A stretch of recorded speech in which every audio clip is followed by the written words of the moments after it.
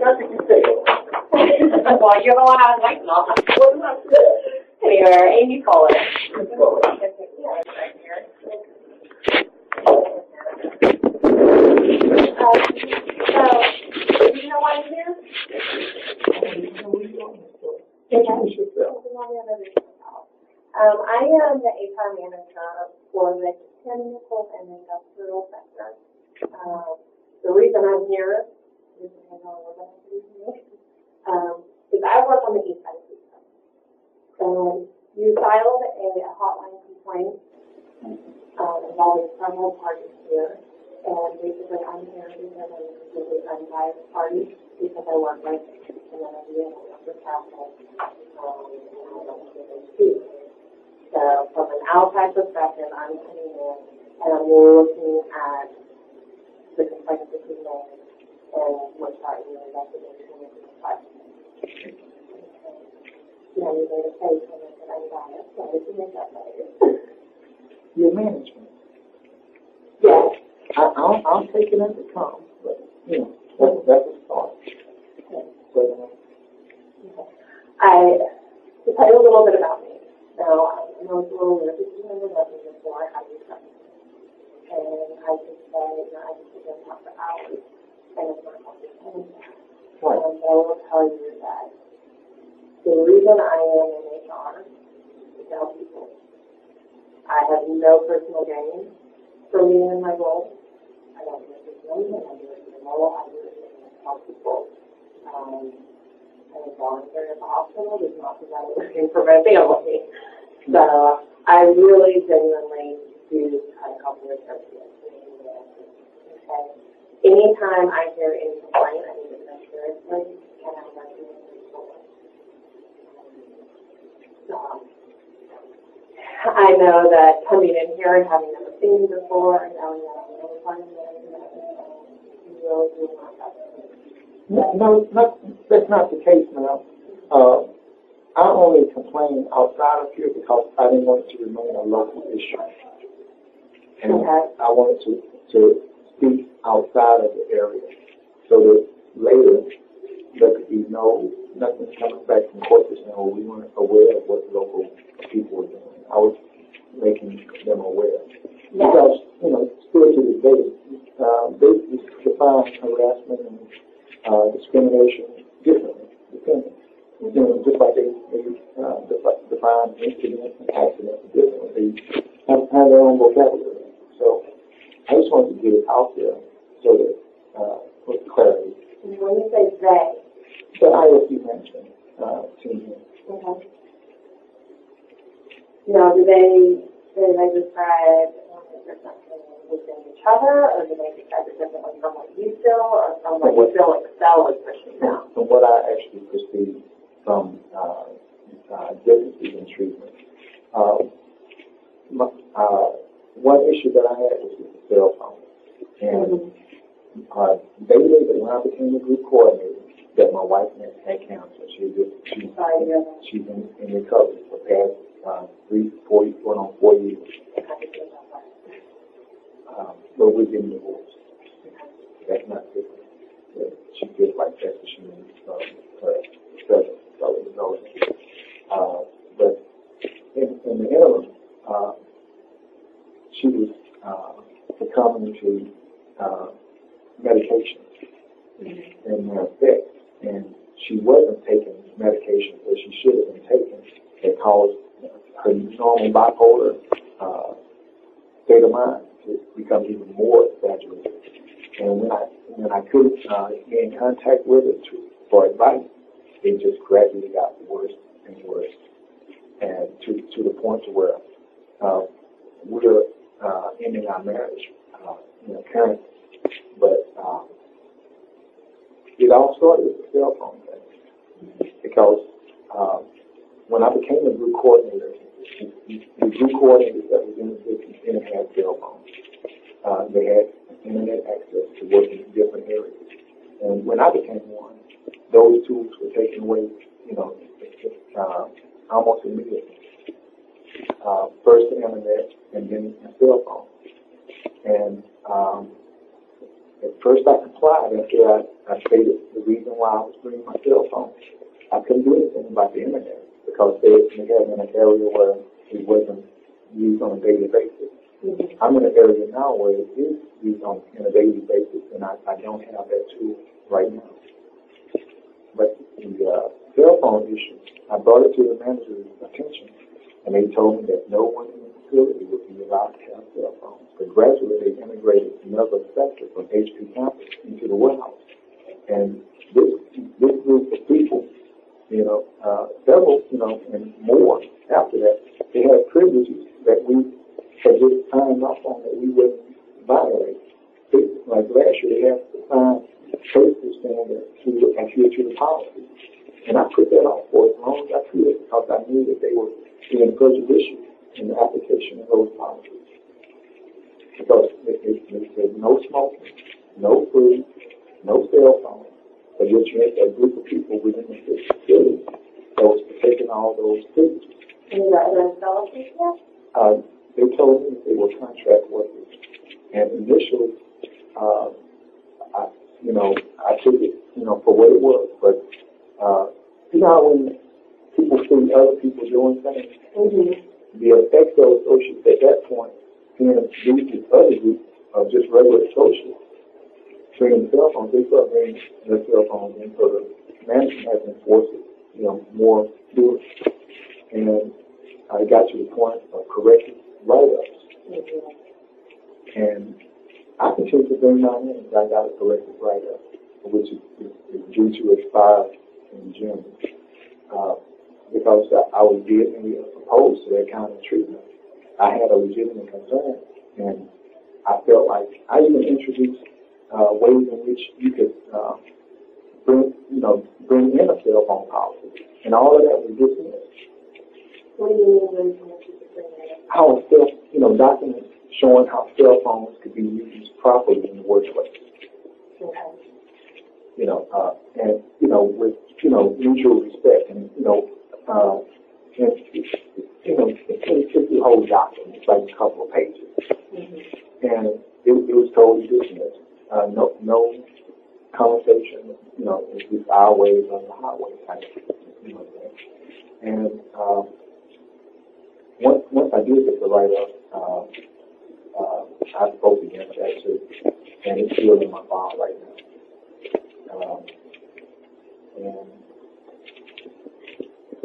As the year progressed, I had gone to EOC last year, and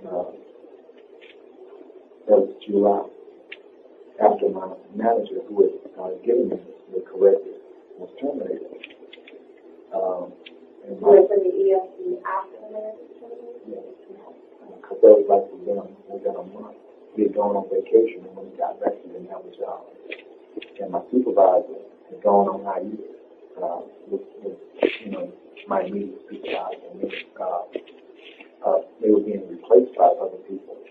And when I went to EOC, I mentioned, the other types of mistreatment, like in the past, and what led me coming to do them. And I mentioned the accident with Parkers that happened in February, where one of the associates was crushed underneath the rack. And my wife had told me early in the year that when I was turning my whole shoulder. And when she pointed it out to me, it was like I had whiplash. And I was just living with a condition. And I noticed that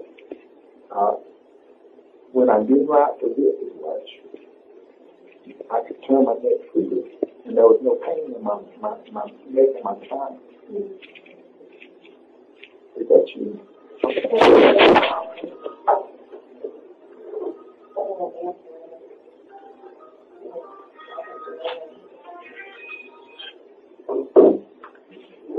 But when I talked to other guys on the equipment, it's the same type of equipment the guy has to activate. We discovered that he was driving the forklift incorrectly. So after I talked to EOC, and they recommended me to go by OSHA. Right. First, I didn't go by OSHA immediately. one of my coworkers was terminated for driving the lift incorrectly, for driving forward the way that the lift is supposed to be driven. And they said, so he was terminated for driving it incorrectly. He was driving it correctly. Right. And he had visibility, but one of the supervisors approached him, and he responded in the wrong type of way, and they just made that an opportunity to exile him. His name is Anthony Arthur Lee. Like writer, author, Lee.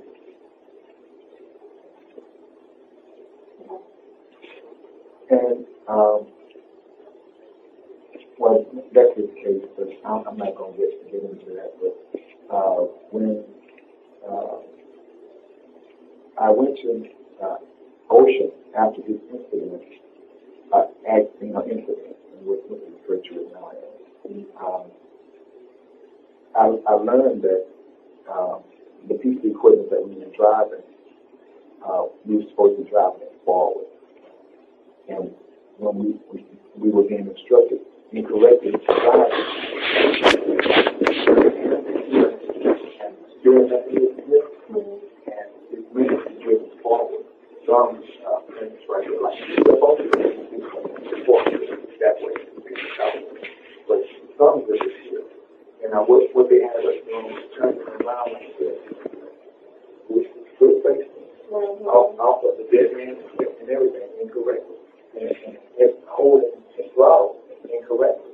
You can't even think the position on the throttle. And it was driving, it's like you can. And when you go around the turn, you're stretching your body even further. And guys are doing it all day. In a close opposition to a contrast to other lifts like Amy Fuller that have a center grip and a side stand where you're not straining as much. One is over here, and you're straining like the thumb here. That where you're not straining as much. Right. But the one that you have to do over here, you're supposed to drive forward. You got pressure. So I'm ready for that. And I think I called a lot of you from raising that issue too. The OSHA? Yes. When did you raise the issue to OSHA? Okay. This past August? And they eventually came out and did inspections because. How did they know that you were the one that reported it to OSHA? How did they? Well, before I went to Ocean, I had Susan to bring out a trainer over. She's a manager there. And to go over how we're supposed to drive later. And that trainer from, it's not a ranking, but the people we contract with, he told us that he was driving incorrectly. And he showed us how we were supposed to drive it. And with that information, I went to Ocean. Because I didn't feel like we were being harassed to the point of termination, that it's not a matter of slavery. And it was a safety issue. And that was what would have been the best party to handle that.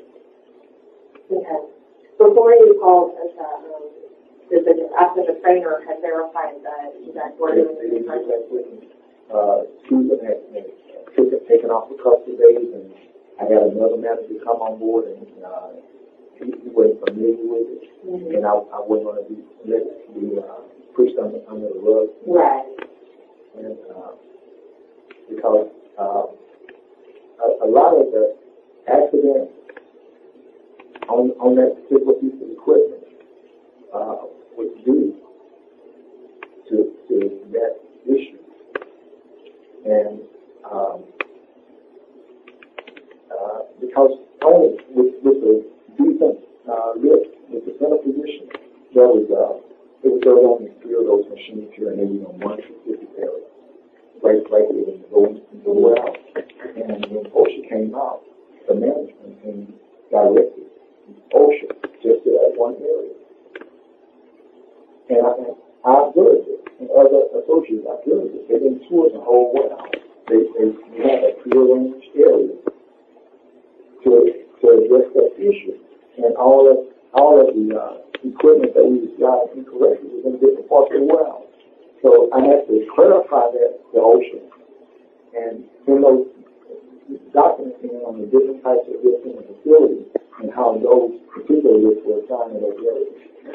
On that basis, we went to another area to secure a couple of more risks, which was in a position so that they could put on some kind of show. Okay. And OSHA can't make their last opinion out here and do something. So they came back out after you point that out to them. And what, do you know what came of that? It wasn't a life-threatening issue, so it wasn't escalated to like a major OSHA incident. Okay. And it didn't derive from one because the gentleman that got hurt, he was injured, but I'm sure he's covered. So even though it wasn't a life-threatening issue, did they dismiss it, or did they find no fault? No, we got clarification on how, the equipment, and Barton sent some statements and telling them how they standardized the list in the warehouse and what their preferred method and driving the forklifts were. We just want to know how to drive the lift. So, and right now, I can talk to these guys that are driving the lift differently now in comparison to how they were driven this time last year, which is start to change. So it is improving. Yes, ma'am. Because like when you're reaching around, like I was reaching around, spinning like that, and you come around a turn, you're blindsided on the side. And a lot of accidents happen when people take that left turn into the next area, Right. and you can't see. Right. And it's a wonder that no one ever got ran over. But rats have been hit in those areas close to the means like that. People are turning like that. Like now you're coming in forward, and so you have clear visibility. And along with the ramping up the productivity numbers of people and the use of temporary laborers, hiring quantity of people rather than retaining quality people. The person that got hurt was temporary work. It just released permanent, more seasoned employees. Mm-hmm. So they were released full-time at Teleflex yet? Well, I can't say that they were full-time, but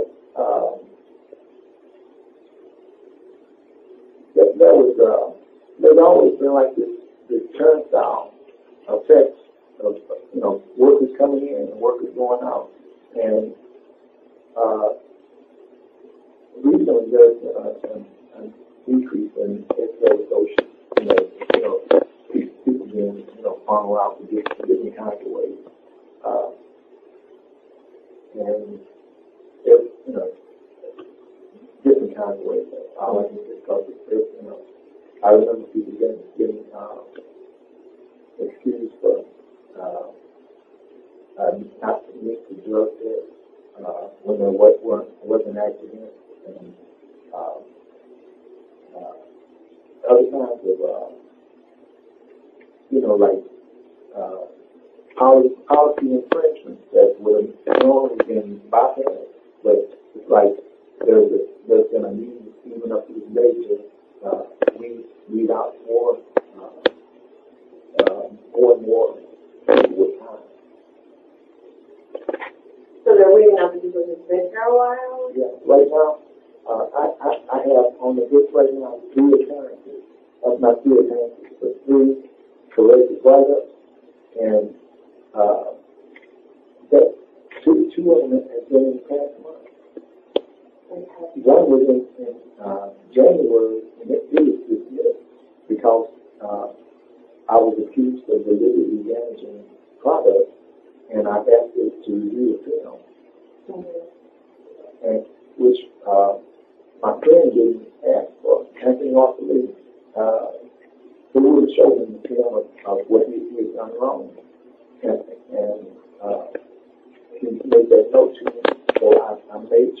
showed me the film because they did in January, the final first business for a problem that was caused by management. Because when I say that is that I've been as a group coordinator and on safety teams, I take notice of issues within the warehouse. And for the longest period of time, over a year, inbound receiving people have been shoving pallets in the locations and leaving sometimes this much room, sometimes no room. So that makes a problem for the person that's bringing the product out. And if the product is up like 30 feet in the air, 40 feet in the air, your visibility is nil. You know, on some equipment, you know, they have monitors on it, so you can physically watch what's ahead of you in the location. But here, we're not that in progress that far. But I brought a pallet out of the location, and it had been cut on the back side and placed in where I couldn't see it. It was cut. The wrapping paper was cut. And I pulled it out, and all the boxes on the front of the pallet fell off. But luckily, there was a rack underneath that area, and all the boxes fell onto that one spot. And what I did is, when I saw that they were falling off, I took the fork and I pushed the boxes forward as much as possible. And then I brought the fork down, out, and then I proceeded to bring it down. And I could see that there was wrapping paper attached to another pallet, on the neck, right on side of the pallet that I was bringing down. And as I brought that pallet down, that pallet was stretched until I brought it down to about the top of that roof right there. And the pallet seemed like it might have snapped, but a box fell off onto the floor. Mm-hmm. And I went, got off my list and went and reported it.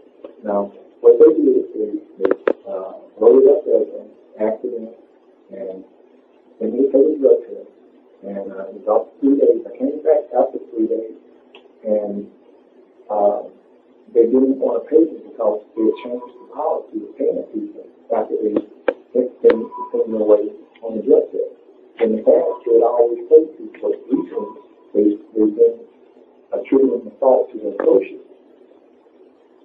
And since I had known that I had tried to resolve that issue, and it's gone, on to that very day, unresolved, I kind of resisted what they were doing. Mm-hmm. And when they saw the video and the original write-up said that I had deliberately damaged the product, and the product that was in location, they took pictures of it, and there wasn't any scratches on it. Now, in a warehouse, I've always considered it occupational hazard if boxes fall. Absolutely. But now they're calling it an accident, and they're right there people corrected write-up for occupational hazard. And 4 write-ups to get you terminated. 4 write-ups combined with a 1-minute target, which they gave me within a month. And then an insubordination, which they gave me when I filed harassment against my supervisor, who had harassed me on a previous occasion that they didn't address. And they gave him the opportunity to come and do the same thing. And they took his story and used his story as the corrector. They got it sounding as if I refused to answer him. Okay. Or because they could say I was refusing to work. But they what happened? He told me that he came over because he looked over to the group coordinator right next to his cube and asked him how many POs did I have in my area. And the group coordinator told him 10. And that was at 10 o'clock. At 9 o'clock, when I go into that area, I had 10. But he didn't know that when he didn't look in the system at the tracking report that I recorded, that the 10 extra TOs is something that I see that just dropped. At 10 o'clock today, the total of 20 TOs. So he came over and he asked me, why wasn't I working? And when I showed him that I was working, and I showed him the tracking sheet that I recorded the TOs that I was putting in. Well, first you pick the TOs, then I processed them, and I put them away. I was in the stage of processing. And then when he realized that he was mistaken, he pushed me to the side and took over my keyboard. And he took, when he saw his mistake, he told me how would you like to continue to work for Excel? And that was the second time he had said me. The first time, 3 weeks earlier, he had pulled me aside from appreciating me and told me that as we coordinated my throat extensions of management, I should not think contradictory to him and appreciating him. But the thing was, and it was something that was critical because they terminated one of my associates since then based on the same thing, is that if you're going to charge an associate who is selected order with picking the wrong appointment number, you should do it. It should be standardized across the warehouse. You shouldn't just do it when the customer wants you to, punish someone. And the person that I was suspending had took the wrong point number in our area. Normally, we would have an audit team there to audit everything that the selectors would bring it back. In the other areas, shipping outbound, there's auditors there. And there's audit everything. And no one's ever written up. No one has been written up in our area. But they wanted to take an opportunity to punish my associate because he took the point number that was incorrect by one digit that came in receiving. So they were punishing the associate, they were going to write them up? Right up. Okay. And a few of those, that'll be good. But the product is coming in and been put away and has been picked and has gone to the customer incorrectly. And we only have proof that they were punishing the people in our area. And how would you know that, though? Because we asked other people in other areas, IT people, who were responsible for bringing them in. And our people were being punished for it. Specifically. So you guys asked outside of the group if they had been written up for the next time? Right. Because that area is connected to our area. We're raw materials outbound. They're raw materials inbound. We're on the same side of the building. On this side of the building, you have finished goods. So what was happening to them when they had an error? Nothing. It wasn't being corrected in any way? Only in extreme cases.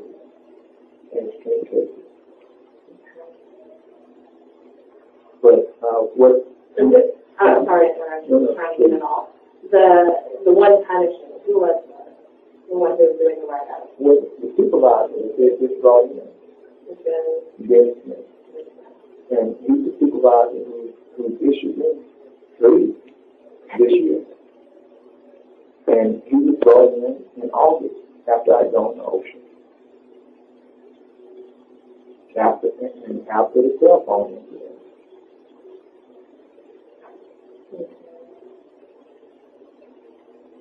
And immediately, it wasn't business as usual. There was a trust factor involved, and he instituted a tracking sheet in my area to keep up with my work. Is your work or everybody's work? My work.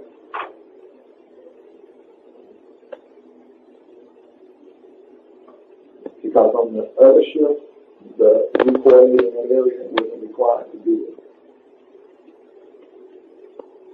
So it was a tracking sheet that was only for group coordinators, or just only for you? Only for me. And we also was requesting I do additional tasks, like end of day, the supervisor's end of day pass down, which he, things that he should have been doing, he delegated to other coaches. Okay. So he was delegating to other associates, or he was delegating to well,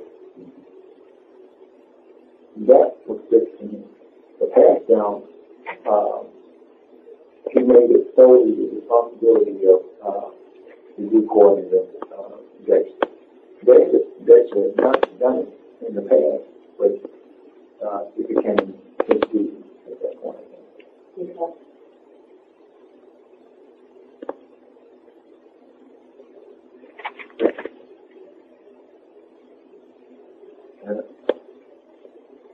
You had any follow-up on that? Because I think we got off on a tangent of Yeah, I'm going to have some questions, so we may be jumping around a little bit. But I want to make sure that I get it straight. You've been given this restrictive action. The one in January is not part of the three, right? That was dismissed? the one from So you received four, so that one was dismissed. So you're at three right now. the one from Matt Jr., Mm-hmm. the cell phone, Mm-hmm. and The coordination. in the 1 minute toy from lunch, because they instituted another policy. That was the decision. And that's one of the questions that I had for HR corporate, is that if tardiness were the issue, it only was an issue because it was an issue that was magnified by management. I was here long before they moved the time clocks onto the floor.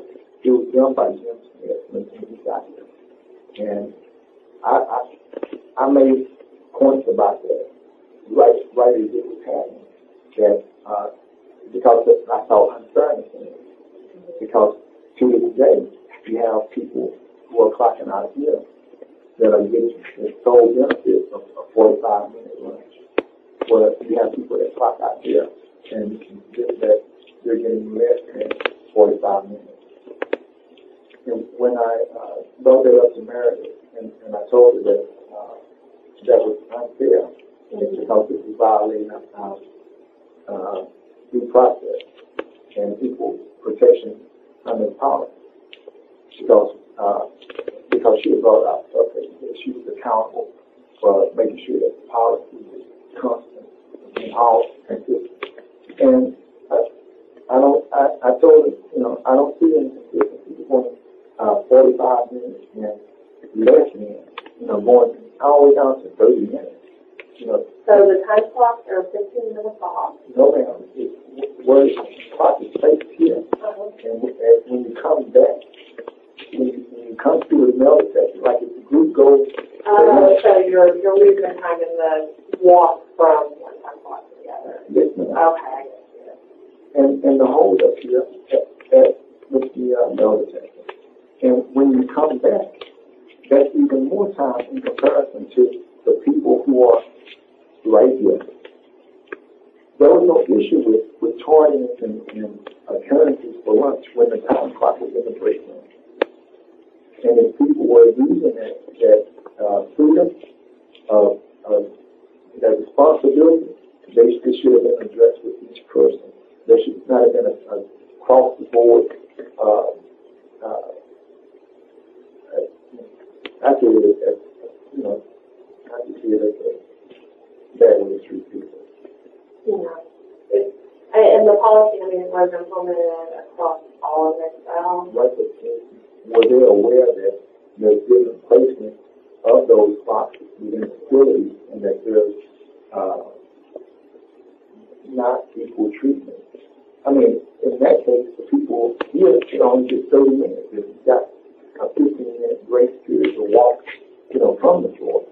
But that's one of those issues like the cell phone thing that I just, I don't get. Yeah. And I'll just kind I can relate to it from my perspective because in the community, some of my centers are actually inside of like Exxon plants, and they're Exxon security. I know the kids go out there. Sometimes a train will get in front of cars and they're coming back from lunch. Sometimes, you know, at our gate, there'll be a line of semis up against the so I know that we don't have quite a bit. There's a lot of. But when I initially put the clock out there, I brought them an article on how processing plants were being penalized by forcing their associates to clock in within a facility.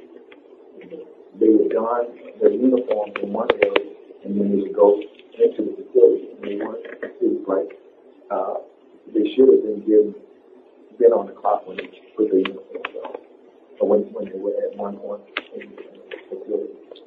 And over a period of time, those kinds of time departures from time, and they add up. And like this, you know, you're taking 15 minutes or 10 minutes of people's time over a period of time. That can become a liability. Are other, now these fine, I don't know how you would know, but do you know if other associates are being written up? What's kind of that like from one to the one minute? Yes. They are? Yes. But in my instance, they have me doing this training in another area, and each day after, I come back from lunch. On that specific day, I was working on this side of the building, and I entered and swiped out on that side of the building. And I went to lunch, and I didn't come back and swipe in at 6 o'clock. I went to the area where I was destined to going to after lunch, and I swiped in. And I think I'm really sure that it has to do with the synchronization of the clock. And when I asked them to give me some feedback on that, no one ever got that. So it's a different clock. It's a different clock. And they're known to be out in, since then. They had actually moved the clock in this area the week before. And it's the whole idea that with cell phones, people don't wear, watches, jewelry, and you expecting this clock to be truthful all the time. It's not always true. There's no time since you've gone back and you inherit. Mm-hmm.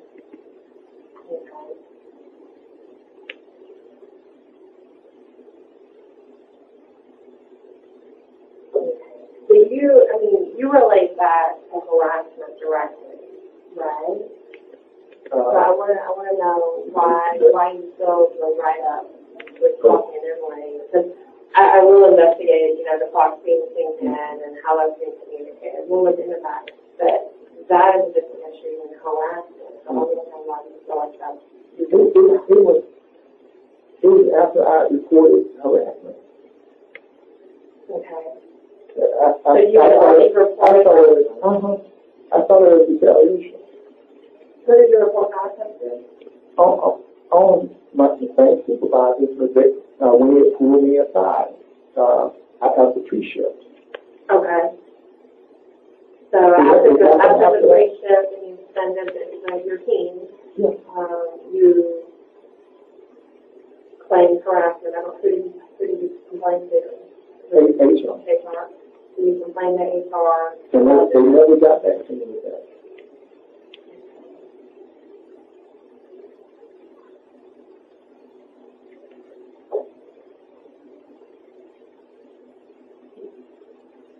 And they never responded to you about that complaint. They never asked you about it. So how did you complain to them? Were on the phone or email or email? And I refer to that email as extension of management, because that's what my supervisor had referred to me as, and that I should, be quiet and be good. conflict with him.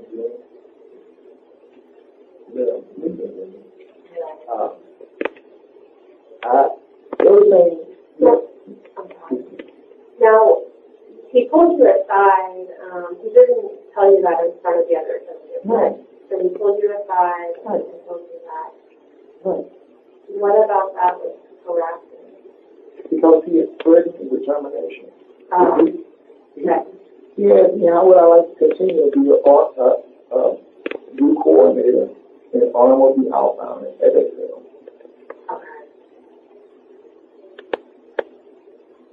Okay. So when he pulled you aside, it was you're not agreeing with me, and you want to keep your job, is what you told something. No, that's it. That's what you said.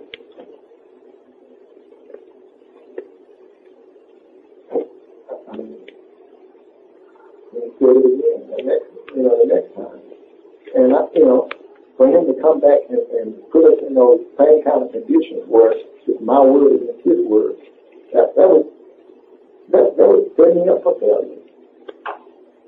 Which I believe is like indirect violence. Using deceit and deception to hurt me. And I see that again, Wrestling your side? using deceit and deception. So how would you do deception? Because if he had threatened me previously in private, and I had sent an email to him and HR about that encounter and how uncomfortable I was with that encounter, and for him to come back and do it again. If it was sexual harassment, would he do that again?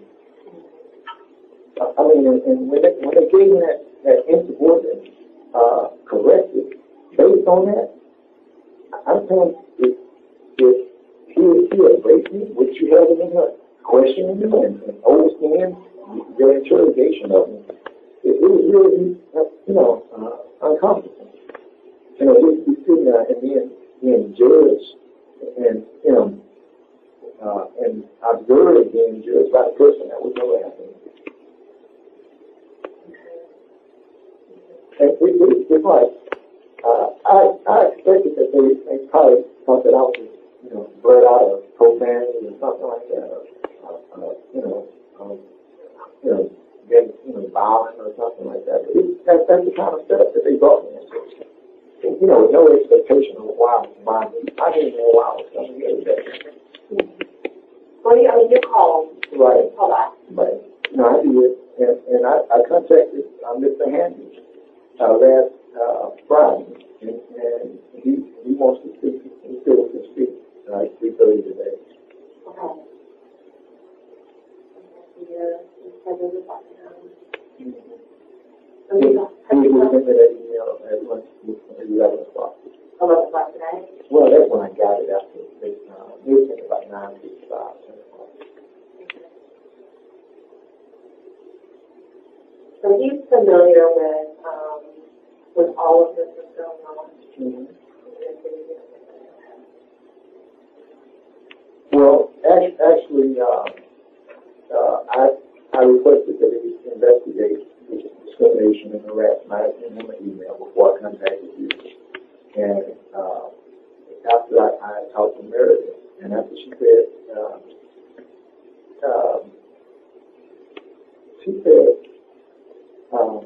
if I do not want to follow the policies of XL, I can choose to find employment elsewhere. And I told him, my problem is I'm following the policy. I feel like you're not, following the policies. Because I feel like this discrimination, this harassment is being allowed, is perpetuated by just inactivity. Because I don't believe that corporate news, the cost placement here, and how we had issues with charging at lunch, that it was the cost of the placement. And then doing that kind of had people still finding clocks wherever they were finding close to the doors. And it's like making people into criminals, by forcing them to take shortcuts, just to have lunch. but people were not using a proper workstation to clock out and time a closer area here because it felt wrong. You know, you're going to someone who's going to lunch with someone who works right here, and but you leave at the same time, but you get back to your way.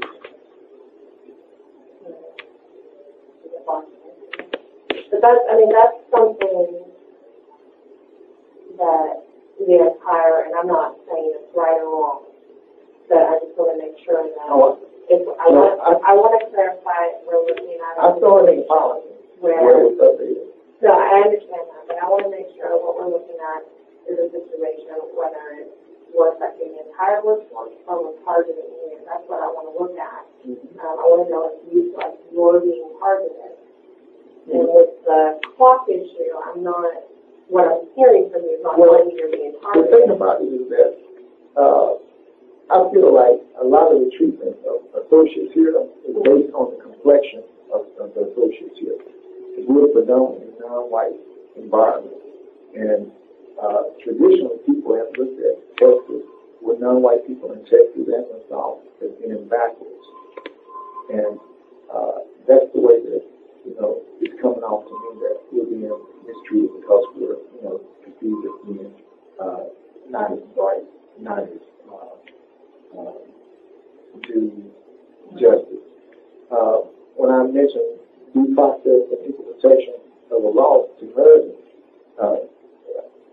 from the Constitution, she said, well, you're not under that at Excel. You're under Excel policy. And I said, no. If everyone in the United States is under the Constitution of the United States of America, all policies follow underneath that. She asked me, well, are you a lawyer? Just because I was asserting my, basic rights. You have a process in place, right? Changing that wasn't even a pilot program for the targeted correctors. That was an overnight program, no employee input, and it was targeting a specific group of people who had cost, placement issues. Yeah. And like there's no inequity between 45 minutes and less than 45 minutes. Like we're not supposed to do that. Right. But do you feel that our policies are not constitutional? No. I feel like management or board of sometimes in those cases it's not constitutional. I mean, because we have what is Fourth and 15th Amendment, right to due process and protection under the law. And I don't know their numbers. now, if there's a policy or law, you should have participation and access to it. It's like when they get the lump sum thing. Not the lump sum, I mean the safety and clinic program. And that's where a lot of these other correctives are coming into play. And they took what we had as a wage progression, which they cut away and gave us a lump sum, which was, it started out as a larger percentage, but then it shrunk into a smaller percentage. And they took away locally our lump sum and replaced it with their safety and cleaning program. And then when they showed the PowerPoint presentation, they didn't, 2 months ago, they didn't show that the person that caused the accident wouldn't get his lump payment. But that's what you were giving up for the safety program. But they didn't focus on that. They barely even discussed that they were taking away the lump. But they gave all one presentation. There wasn't any literature, around it that you could verify it. And that's like last we got, after Peston, Antonio Moore,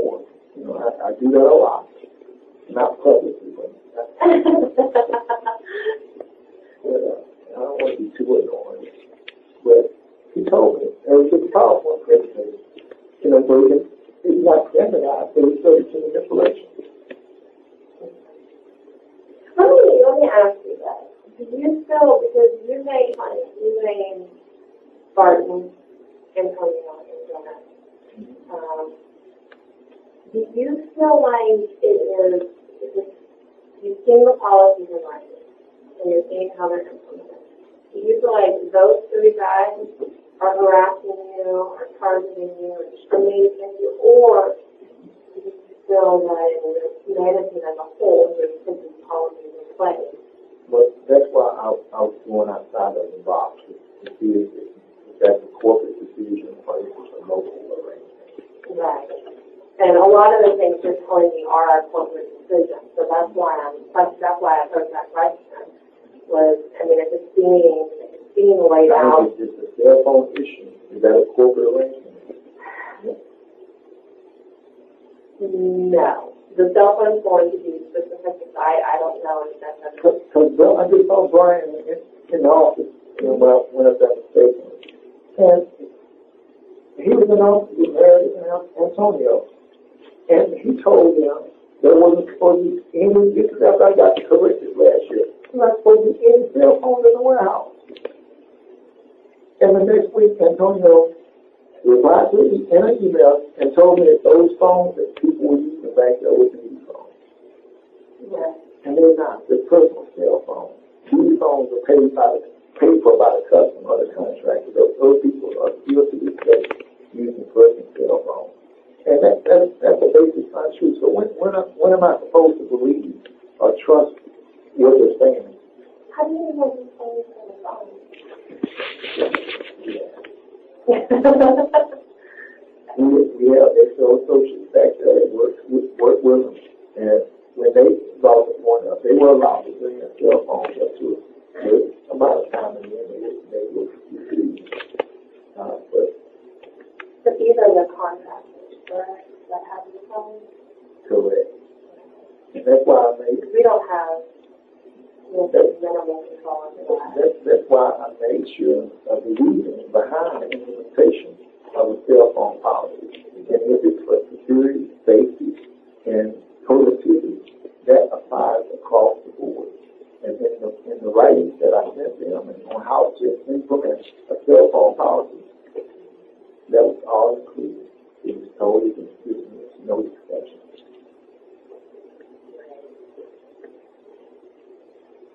Right? I could see that again, something that's corporate. If you got a policy in place for those reasons, that's why it should be enforced. Any contradiction on that is makes a law or policy or law our law. Right. Okay.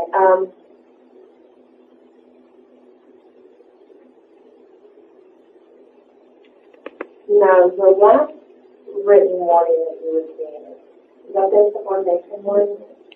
Okay. And I refuse to sign it because I wanted to speak to the director of this site as well as HR. And, I even consider going to Germany and talking to the people at Dutch. You can't see it. No, I also in Germany. Amnesty International. Now, you've talked to the director of HR, right? You talked to Meredith about the insubordination, right? Or no? Yes. Because she brought it up. When she told me that a lot of the issues that I had raised here are without merit. Okay. You know the work to do, or about merit? How about you don't even know me. I guess she could be great fine. I'm a bad guy. Was that the guy who died? Yeah.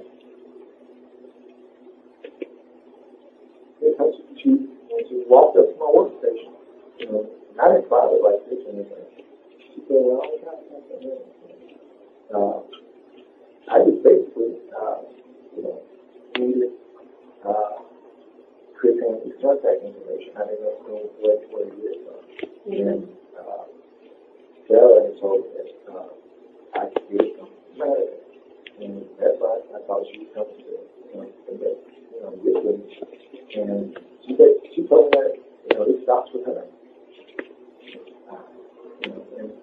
made me think that the issues that are being raised with this local issues too. She's the regional director. If it stops with her, that's getting in the bud right now.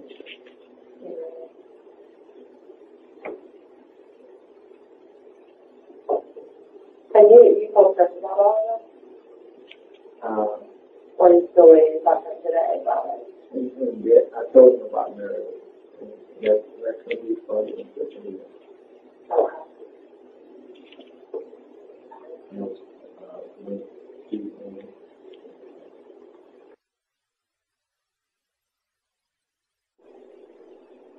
Well, now, regarding that insubordination write-up, I know you said that you came over and asked why you weren't working. You showed them that you weren't working. You took over the keyboard. But how would you like to continue working on Excel? We had a different language. What was the insubordination piece? What were they saying? That I refused to answer him. Yeah.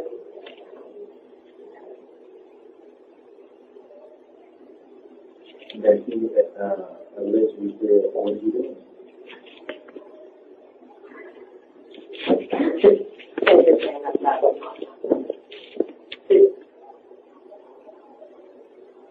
You showed him that you were working, that you didn't answer something. Yes. Verbally and with the shot. He was well aware by the time he made his mistake that I was working.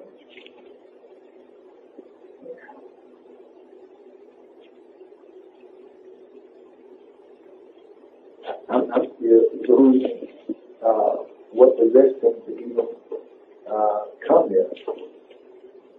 It was the end of the quarter. I was putting away material so that it could be picked and shipped out. And that's how I normally get at the end of the quarter. And I just realized that there was 10 POs that it dropped. And usually when it dropped like that, it's like, you get it immediately. So I'd already gotten the first 10. And the second 10 I hadn't started on. And then he appeared. And he told me that he was asked, and I verified that with the food coordinator over there, that he asked him how many POs was in the food. And as I processed them, the original 10 disappeared out the queue. The 10 that had just dropped in there at 10 o'clock showed up. So he didn't see 20. He only assumed that I was still holding it. Right.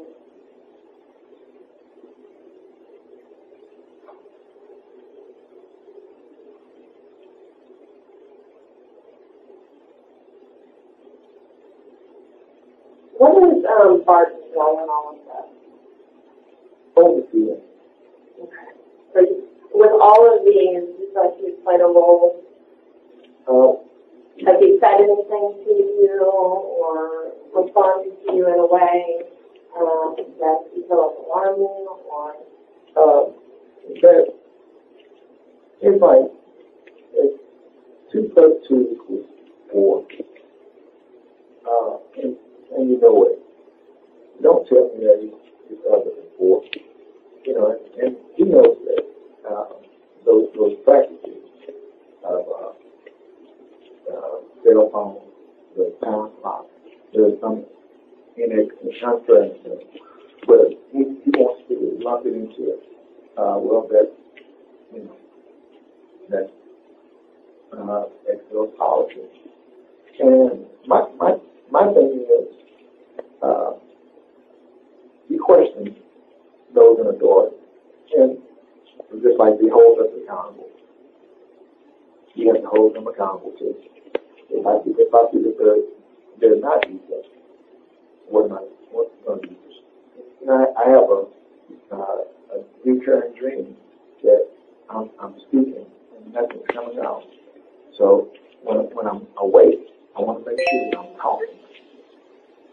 That's a bad feeling. So Barton basically, his role, you know he's aware of everything, and he comes to do all that Excel policy and is what it is, right? Yeah, and he once said, well, how am I going to control 300 people with cell phones in the warehouse? And my answer would be one at a time. One at a time. And if you set up guidelines, if you can't violate it, you lose your privilege. You know, if they tell you that, okay, you have to refuse a call, coming to the office. But I wrote that in my document. Coming to the office, use your cell phone, it can be monitored. But if you caught someone using your phone, that's a different issue. You know, but if it's being used as a pager, you get emergency. You know, you get a few senses. You come, I have a call and handle it. Or supervision. You know, that's reasonable. You know, but if you're like being unproductive in the warehouse, talking on the cell phone, your other associates are going to call you out because you're ruining it for everybody. But then you should be accountable to your own actions. Yeah. And for them to do it across the board, you say, well, how am I going to? Well, that's how you make things consistent. How? I mean, if you do it one at a time, then it's gonna. That's when you really do get into. I'm treating Dexter different than I'm treating Robert, than I'm treating Jennifer. So when you do it across the board, the campus on everybody. yeah. It's just like accidents are being noted now. But don't you want to be held under the same policy as everybody else?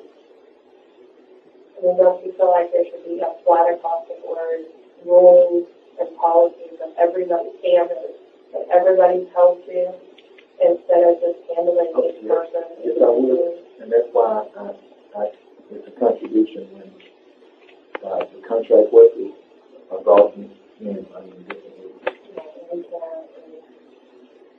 I'll have to look into that and find out who the contract workers work for. I mean, not just with that, with food and most breaks, stuff that people do is discipline for. That's discrimination. Yeah. Excel can only write policies for their business. But it has to be on par with everyone. Contractors are going to go by the rules of whoever owns the site. Excel does not own the site. The customer does. So with that, that's where a lot of our publications get into some gray area where we'll have, whether it's other temp agencies, doing contract work, other contractors, other third parties, or maybe it's the customer's employees themselves. But you So know, they're held to different standards. HP has an anti-discrimination rule. Mm-hmm. So, I don't think we have an anti-discrimination rule. If we had an anti-discrimination rule, it would be in black and white. It would be obvious. What do you mean by that? That there are certain behaviors that they can't engage in. And it's written, and it's followed. And if they come here and they're part of HP, there should be a site-by-site adjustment to what rights you have. Right. Because we don't have an anti-discrimination law? No, because it's happening. Maybe it's all in my mind. But, when I see those kind of inequities,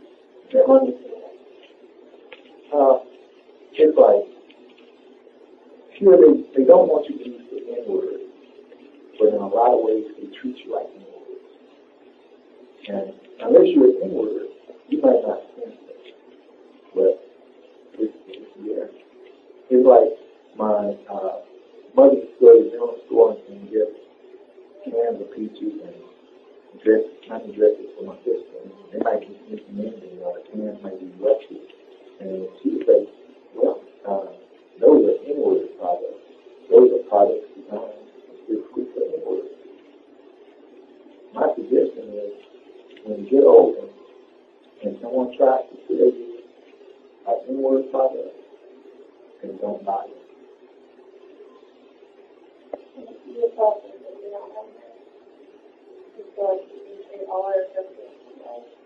When I was referring to how people have a idea of people, non-white people in the South as being backwards and behind, that's genuine. And maybe when we celebrate Juneteenth, it's laughable at the moment because that signifies that we were related. Emancipation Proclamation was really late, and they celebrated on the fact that it was really late. We celebrated on June 19th. We call it Juneteenth. But it's just that, the Southern mentality that people here are, bound. And sometimes they can be mistreated because they don't, they can't stand up and do it. People saw anti-union, and I'm not pro-union. I'm pro-United States over there. So what's wrong with the anti-union? No. There's nothing wrong with it as long as you're not mistreating people or making them feel like they're mistreated. Don't talk about you're not discriminating. You don't discriminate, you don't harass, and people perceive it. Why you giving people outlet for union?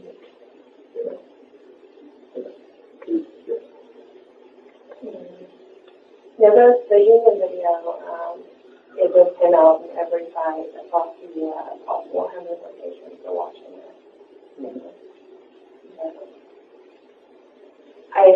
Excel does uphold strong values regarding their people. I know that I want to see it. And there's policies in place, respect, Right. anti-harassment, Right. all of those policies in place. That's not respectful when my wife is recovered from cancer and she's bipolar and she needs advice. And you explain to them the situation. If they offer you any outlet for Yes. Okay, well, for the Do the phone and do the phone. So, and she wasn't to deal with that. That's what they offered, but she got me a cell phone to be connected to her and with my daughter. So that because I was responsible for maintaining my daughter as well as my daughter.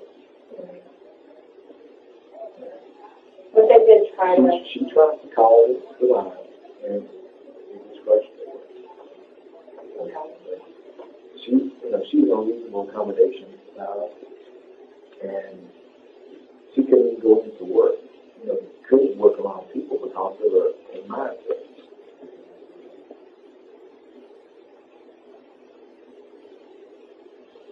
And I didn't notice. She was supposed to have been taking antidepressants for the whole time that she was on the hospital, and she wasn't. And it just caused a deep depression, hostility, anxiety, and frustration.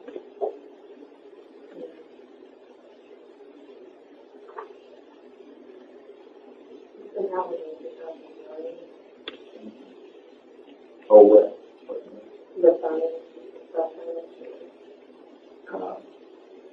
The write-up was in 2010.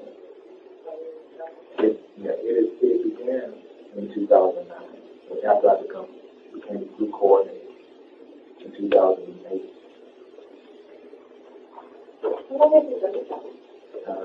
Going on 11 years. 11 years. If I can make it past these troubles. In your 11 years, do you feel like it's gotten better or worse? It's been peaks and valleys, ups and downs. It's kind of stagnant right now. I think we'll come out of the recession and wages are still like frozen. And the only reason I became a group coordinator is that there was only job progression. Yeah. So you have to, if you want more pay, you top out, you want more pay. Well, obviously, somebody caught something that you as an employer, are you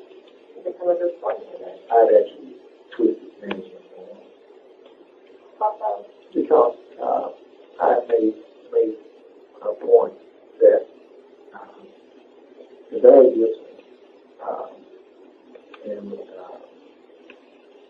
that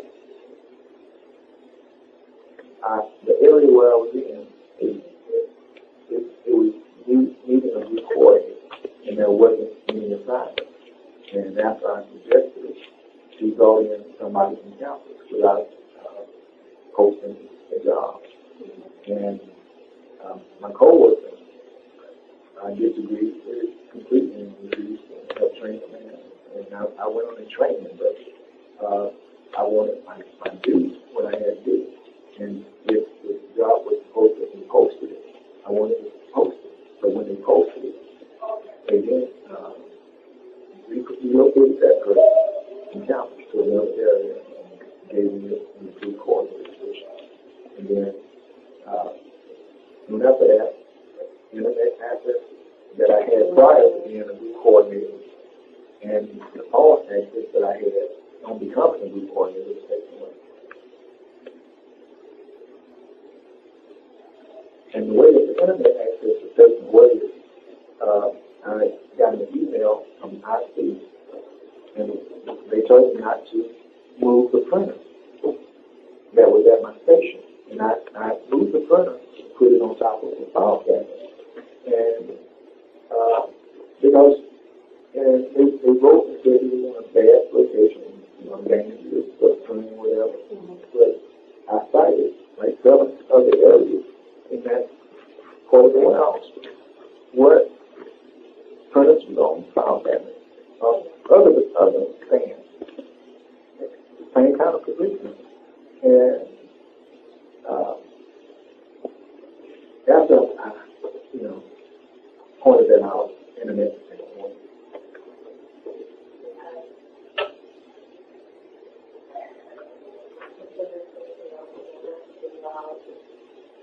Well, I can leave the room and come back if you want to think about it. I might not be here next week. Right. I don't know. I just feel like it's the day of the afternoon or it's the conference. It's the day of the afternoon. So it's not that you're going to quit, but you got to totally? Yeah. Because insubordination is like a second class, first class. It's a class 2. Class 2. Insubordination, class 2, and any of my facilities. Yeah.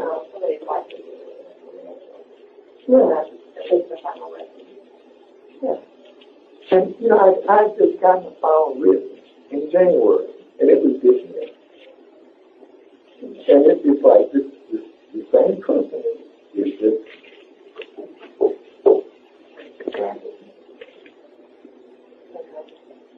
yeah.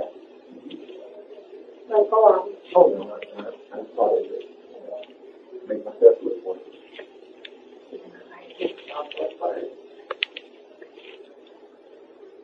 Okay.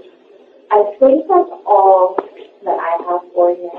If I have some more follow-up questions, then I'll answer them whenever I want to speak to them. Okay. But I do appreciate you giving us this information. I hope I covered everything. I usually take notes, but I don't know a long But I recovered quite a bit, and then we covered everything that was in the hot document. There are some things that I want to look into further. But from a lot of what you're telling me, I feel like some of it is guided from the policy itself. So for that piece, I'm going to absolutely get. But I want to talk to some of the other parties to get some more. Well, I was along when Antonio told me that after you compare both of the notes taken from you and from Gary, we did that you were insubordinate. And I understand. That's how it works.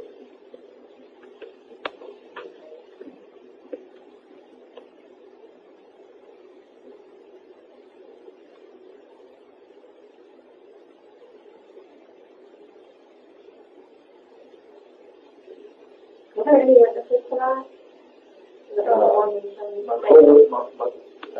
My co-worker, Patricia, he had called me to the aisle, and my co-worker at the other station on the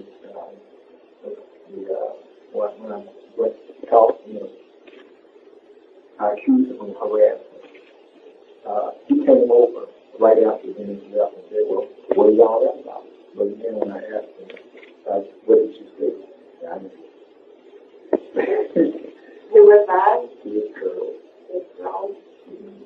He came over right after, and like I told you on the highway, they have cameras all in there. So I know,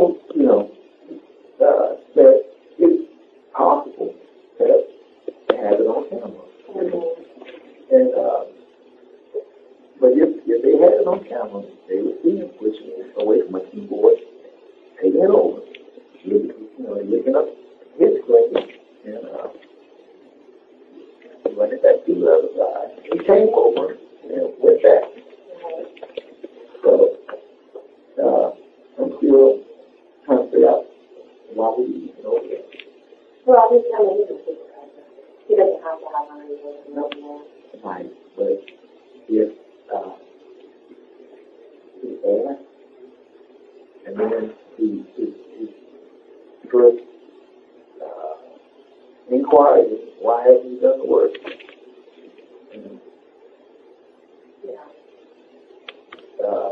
Supervisors don't check anything anymore. They just ask.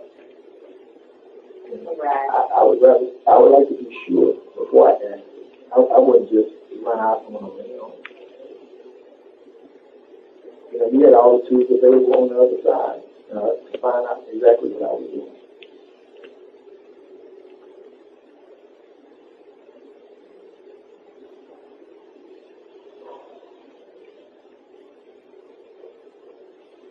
And my work was completed.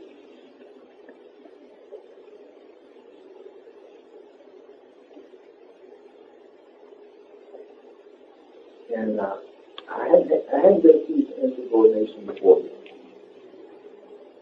I've been very compliant. I think it's a real home.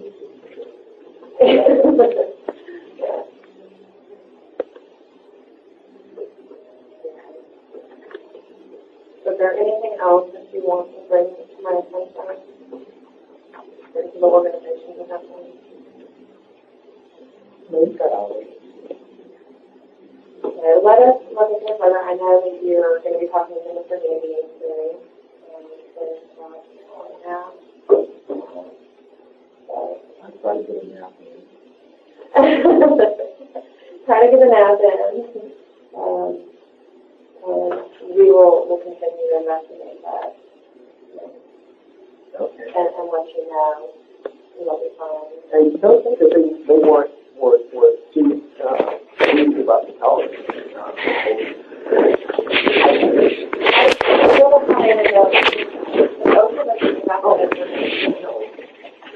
I was the only one inquiring about the deals. So because you're the only one. Yeah.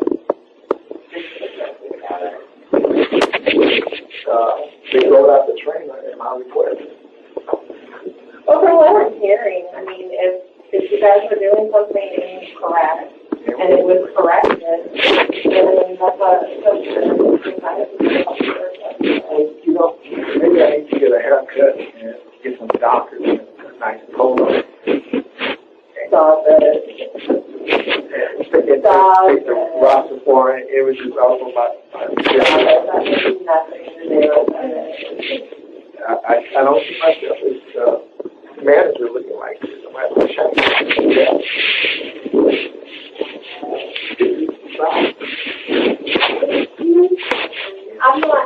I'm not going to deny that exists. Because it does. But to keep saying that this is the South stereotype, the entire South. I mean, you're sitting here saying that you're being stereotyped. You're creating a stereotype at the same time. You're saying that everybody in the South does it. Everybody in the South feels that way. I can not perfect, but I'm from East Texas.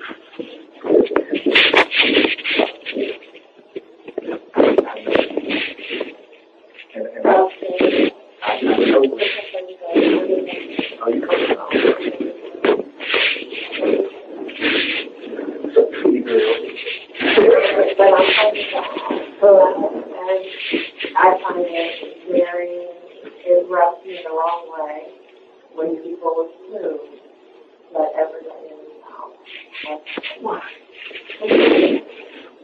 And I understand that there's something like that, there's something that's places, and it doesn't have to say that. But I tell you that, but the thing about it is, only a fraction of people who classify themselves as white are functioning as white men. You know, as the most powerful and so-called intelligent. The most of the people are working class people. You know, people who you know basically survive. Who can't even think about marrying into queen family. Separation, class separation. Racism was formed out of class. How do you say, how do you Spartans feel about that? About what? I've seen it powerful on black managers making it in corporate America. Because you're saying this is the South and this is where it is. But your management team is not made up of all white people. The way that white supremacy is, after it's established, is maintained through the clever use of deceit and deception, or we refer to as indirect violence. Direct violence is used in extreme cases, but mostly just the deception. And wherever you are, there's always the ruling classes always have served in the network. Not that they're public, but you know, we were all born to do the right thing, to produce justice, but I don't want to stereotype. well, what is a stereotype? Stereotypes are saying that everybody that's the South. This is the South. This is how it is. And I disagree. How long you been in Houston? I was in Houston back in the 90s, and there was a billboard all over town from a radio station called if there was outcry, that wouldn't have been able to be this place in the United States. You know, but that's the way of life. It's acceptable. And a lot of things about privilege is, you know, accepted. And as a non-white person here, I'm constantly reminded of it all the time. I'm always thinking, I feel it unbound all the time. And even before I started looking crazy, I really tried. Well, you know what? You know what's crazy, and I'm just not gonna dive into this any further. I disagree. But that's aside from all of this. No, but I was at the NCAA championship festival, and Uncle Cracker was there. Okay.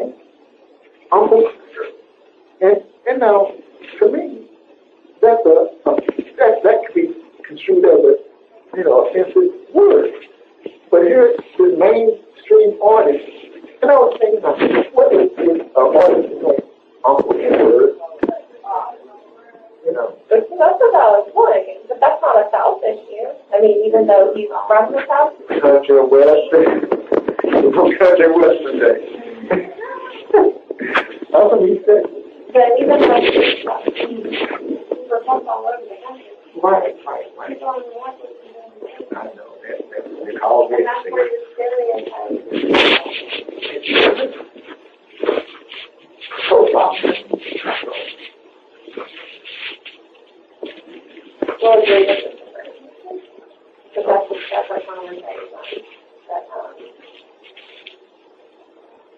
I hope that that's what's going on at this site. I really do. And I know that the company as a whole has very, very high standards. How? Very high standards. And that's not acceptable. And if that's the way I get the feeling,